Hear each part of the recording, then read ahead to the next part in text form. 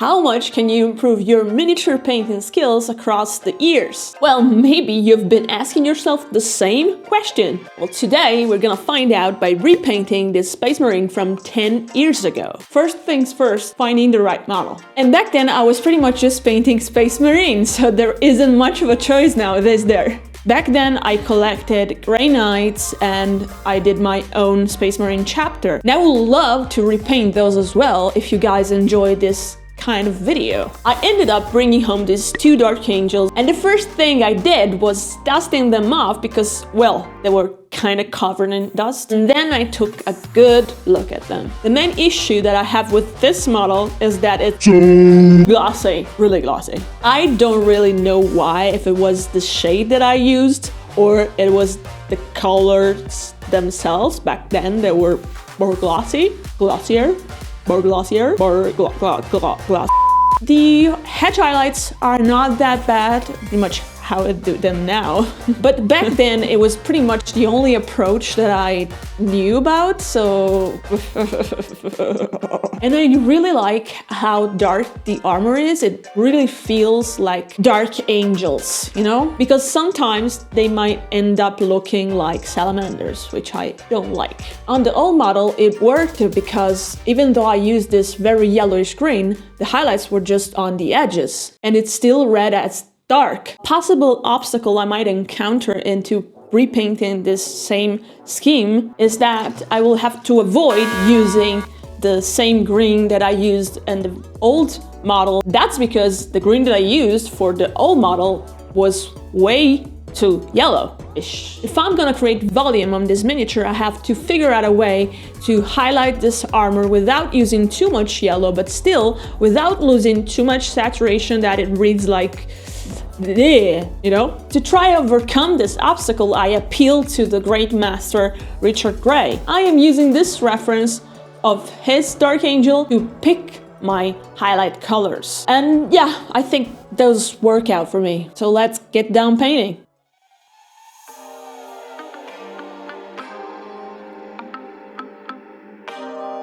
I will begin by doing some base coating, starting with Caliban Green for the armor, which I think is the official Dark Angel color. Here I could have easily used an airbrush, but nope, I was too lazy. And I went for the slow way, but without the cleanup, you know?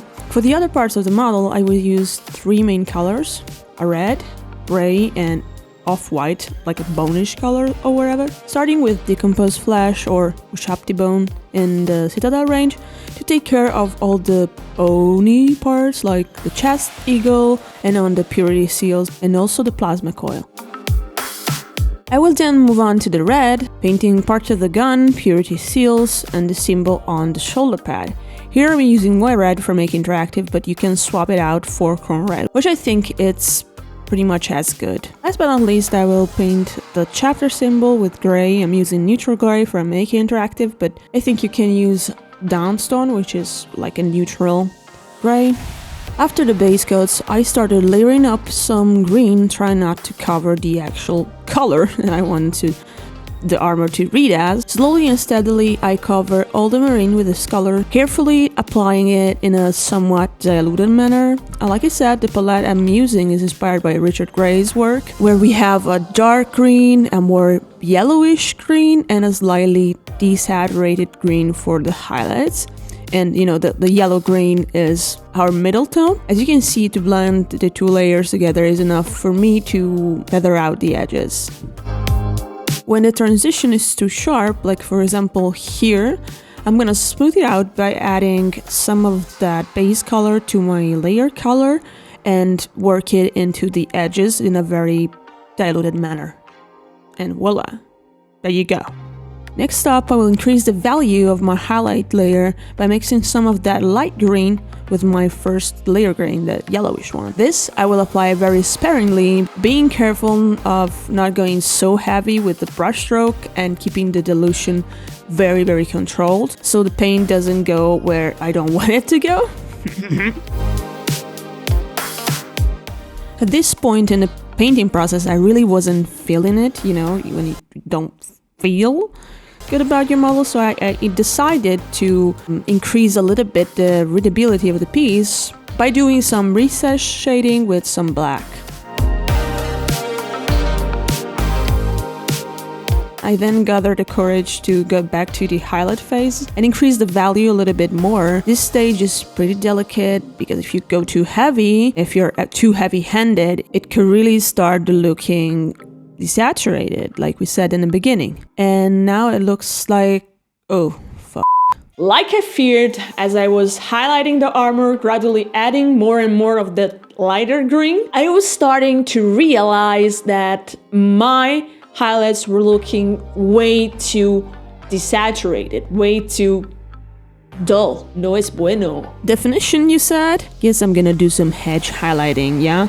In order not to deal with the problem because avoidance. Am I right? But seriously, time to stop running and face the saturation issues.